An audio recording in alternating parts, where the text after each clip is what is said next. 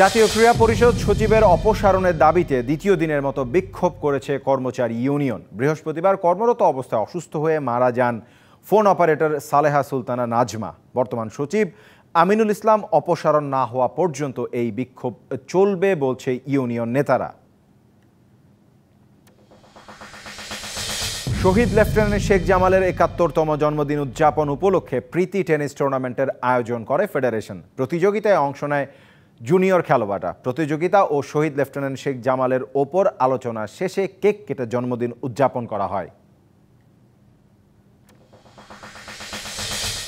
ITF white badge রেফারির স্বীকৃতি পেল বাংলাদেশের মাশফিয়া আফরিন। ২৪ থেকে ২৮ এপ্রিল মালয়েশিয়ায় অনুষ্ঠিত আইটিএফ হোয়াইট ব্যাজ স্কুলে অংশ নিয়ে পরীক্ষা উত্তীর্ণ হন মাশফিয়া।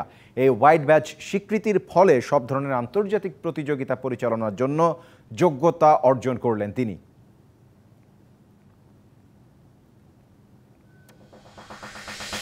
নিজ জেলায় ফিরে রাজকীয় সংবর্ধনা পেল বঙ্গমাতা বেগম ফজিলাতুন্নেসা মুজিব গোল্ড কাপের শিরোপা জয়ী দল টেপুরগাড়ি বিকে সরকারি প্রাথমিক বিদ্যালয়ের ফুটবলাররা। শিরোপা নিয়ে নিজ শহরে ফেরার পর দলটির কিশোরী ফুটবলারদের বরণ করে নেয় লালমনিরহাট জেলা প্রশাসন। টুর্নামেন্টের ফাইনালে বাঞ্ছারামপুর মডেল সরকারি প্রাথমিক বিদ্যালয়কে ৩-১ গোলে হারিয়ে টেপুরগাড়ি বিকে স্কুল চ্যাম্পিয়ন হয়েছে। ১, ২, ৩ ঢাকায় জমি জিতে নিন ১০০% ক্যাশব্যাক সহ ২০ কোটি টাকার পুরস্কার।